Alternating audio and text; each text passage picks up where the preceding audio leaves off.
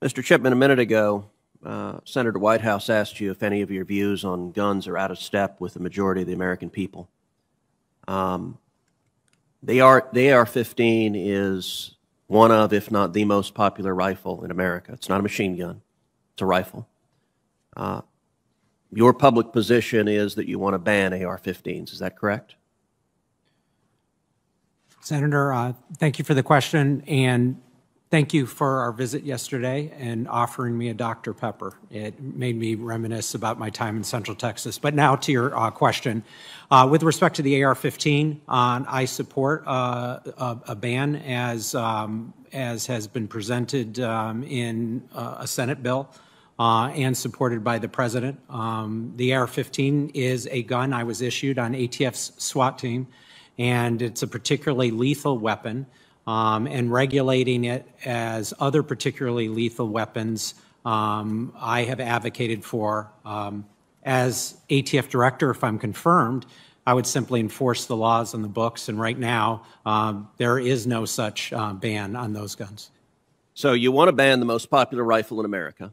A minute ago, and you noted there is a Senate bill. Senator Feinstein had a bill to ban some 2,000 specified rifles and other firearms in her bill.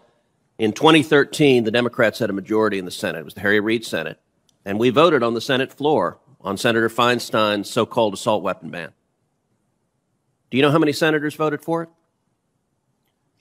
No, I do not. 40. 60 voted against it. So in a Democratic Senate, a supermajority voted against a ban. Now, part of the reason they voted against the ban, as you're aware, is during the Clinton administration, there was a ban in effect. The Department of Justice studied the effect of that law and discovered that it had no measurable impact on violent crime. Is that right? Senator, I did enforce this law for 10 years as an ATF agent. I'm unfamiliar with the study that you are pointing out, and I apologize for that. Well, when you and I met in my office last night and discussed it, I asked if there were any data to suggest that the ban was effective, and what you said in the office is you were not aware of any data, that the data was, I think, mixed is the term you used. Yeah, yes, Senator. What I said to you yesterday, you've accurately stated it. I think it was mixed, which, I stand by that remark. And I think my recollection is that evidence was shown that the limitation on magazine size had an impact. I also believe that later studies showed that the use of assault weapons in mass shootings had declined during that period. That's how I would like to characterize my views on that. So you also said when you and I talked yesterday in the office that Senator Feinstein's bill, which a supermajority of senators voted against in a Democratic Senate, you said that bill didn't go far enough and you wanted an even broader ban to ban. You said it didn't go far enough. Is that right? Senator, thanks for that question and the ability to clarify. What I did say is that Senator Feinstein's bill did not address those firearms that are currently in the possession of Americans. And then I did share with you my view as an advocate, which would be quite different than someone actually enforcing the law in the books, that those firearms could be treated under the NFA and regulated that way, which would deal with those currently in the possession of Americans. So when you say it didn't go far enough, you mean that you don't just want to ban the manufacturer of those rifles, you don't just want to make it illegal to sell those rifles, but you want to actively have government go after the people who currently possess firearms, and if they don't register and submit to all of the onerous restrictions of the National Firearms Act, presumably confiscate their weapons? Senator, what I've said publicly is that as an advocate, I prefer a system where the AR-15 and other assault weapons are regulated under the National Firearms Act. Let me shift to Ms. Jadot. You and I also had a conversation this week. Do you consider so-called birth tourism to be a problem? Thank you, Senator. Thank you, and thank you for taking the time to meet with me yesterday. I really appreciated that. We did have a quite fruitful discussion on that issue. And I believe we ended with the thought that we need to collect some information, and the data is not there. I also noted that as a mother and as someone who's been through quite a difficult delivery, the incredible interest in protecting the health of a mother, the health of a new baby, and ensuring that we could do the best we can so that women and their babies are protected. Ms. Jetta, with all respect, I don't find that answer remotely credible. And you said in my office you didn't consider birth tourism, an 8-month pregnant or 9-month pregnant woman getting a tourist visa to come to America to have a child on American soil, so that child is an American citizen, that you didn't consider it an abuse of our laws. It's an obvious and transparent abuse of the laws. I will point out last December, federal prosecutors indicted 6 people running a birth tourism operation in Long Island, where Turkish women would pay between $7,500 and $10,000 to travel to New York on tourist visas to give birth and return to Turkey with American citizen babies. And in 2019, the New York Times referred to the birth tourism industry as, quote, thriving. Is it your position that this doesn't occur, that the New York Times was wrong, that there's not a blatant abuse of our immigration system? To the extent that anybody is committing fraud or assisting in anybody committing fraud or misrepresentation, that has not only makes someone inadmissible to the United States, but also there are criminal penalties. And I understand, I'm not familiar with the case you just mentioned, but I'm familiar with other ones that a sister agency inside the Department of Homeland Security in the past, Immigration and Customs Enforcement, has addressed. Thank you. Senator Klobuchar. Thank you very much. Thank you very much, Senator Booker. Senator Kennedy. Thank you, Mr. Chairman. Welcome, Mr. Secretary. Mr. Secretary, I know you want to see our farmers prosper. I want to see our farmers prosper. It appears that, and of course, to prosper, our farmers need labor. And it appears that many of the people who are new to our country want to work as farm laborers. And that's a good thing. And I know there are shortages in that respect. And it seems to me that we ought to figure out a way to work together to achieve that end. The problem, as you know, is our immigration policy. And normally I ask questions, but I just want to spend a second telling you where I'm coming from. I don't completely understand it. Our border's not secure. It's less secure today than it was in December. I think if you go down there, you'll see that. I think we could secure it. You know, Americans have done extraordinary things. We can unravel the human genome. You know, we can take a diseased human heart and replace it with a new one and make it beat. We can send a person to the moon. I suspect we can secure the border. And it seems to me until we do, or certainly get it more secure than it is now, that amnesty is not going to pass in the United States Senate. And here's what perplexes me. If many of my friends who don't support securing the border, not all of them, but many of them, say that vetting people at the border is racist.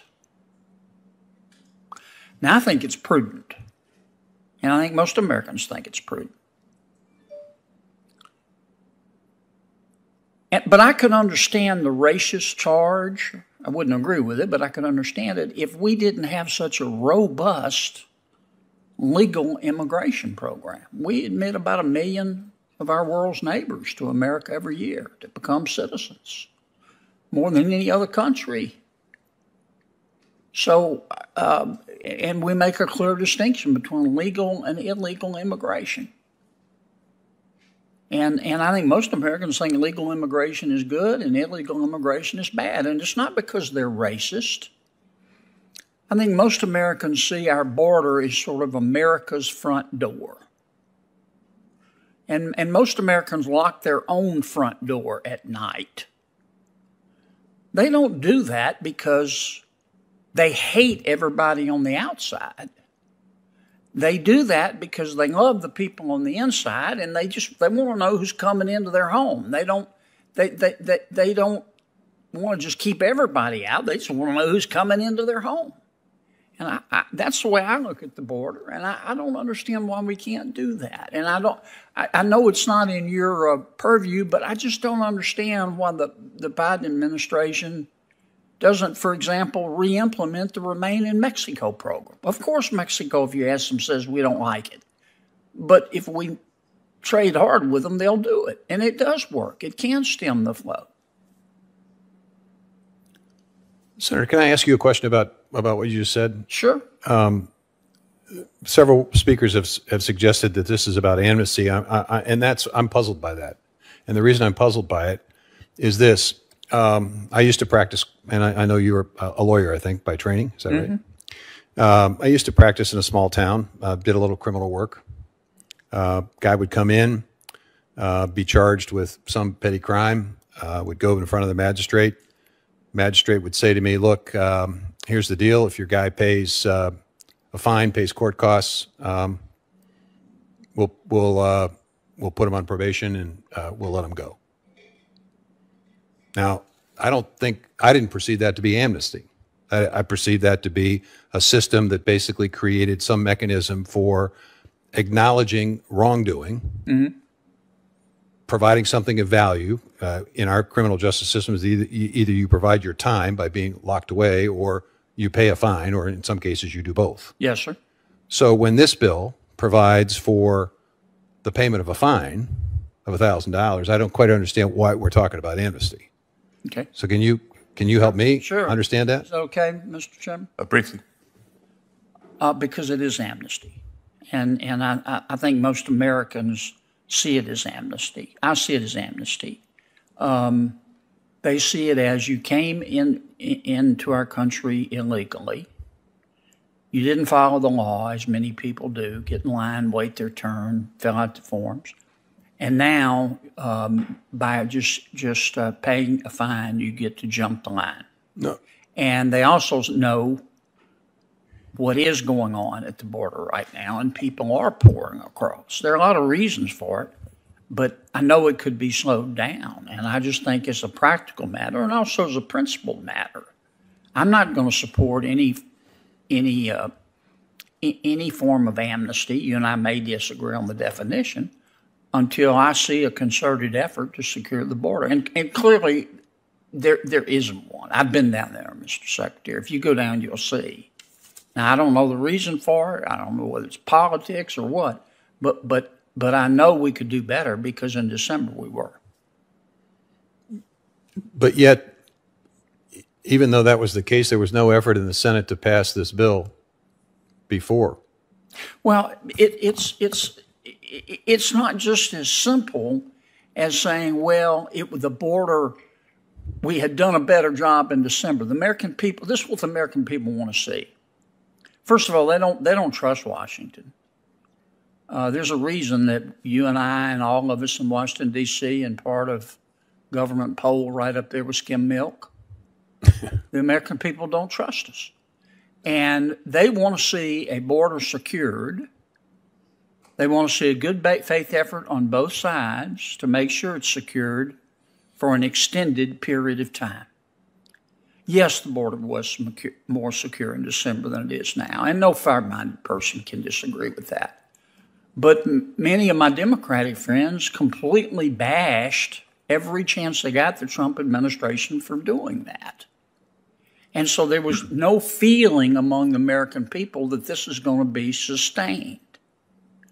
I think if we had a bipartisan effort to really secure the border as best we can for a sustained period of time, you would see the American people very sympathetic to a discussion of amnesty and drafting an immigration policy that looks like somebody designed it on purpose. Thank you. Thank you for your indulgence, Mr. Chairman, and thank you for being here, Mr. Secretary, Governor, whatever I should call you.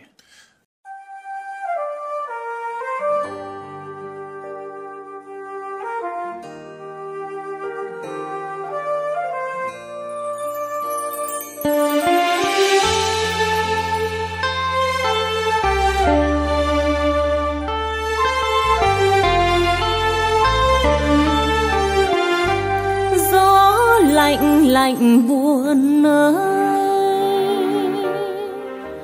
khuya nay anh đi rồi,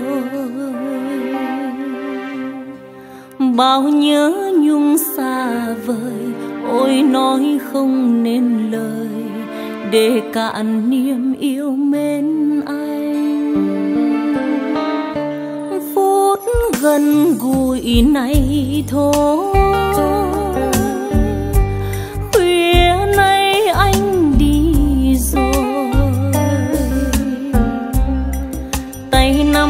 tay không rời, mắt ngắm xa chân trời, mà lòng nghe nhớ thương hoài. Anh ơi, chớ quên ngày mai đã có em chờ anh, chung xây đẹp ý đời. Tương lai ấp trên môi, yêu nhau ta thầm nói, nụ cười trao duyên mới, ước vọng để mà vui. Khuya nay anh đi rồi, đem chí trai xây đời, đem mến thương cho người người đợi chờ anh.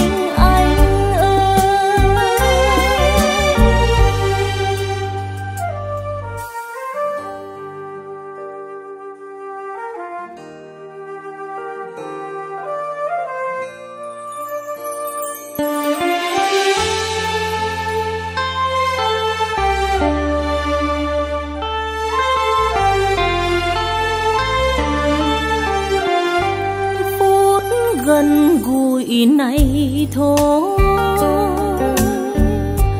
khuya nay anh đi rồi, tay nắm tay không rời, mắt ngắm xa chân trời, mà lòng nghe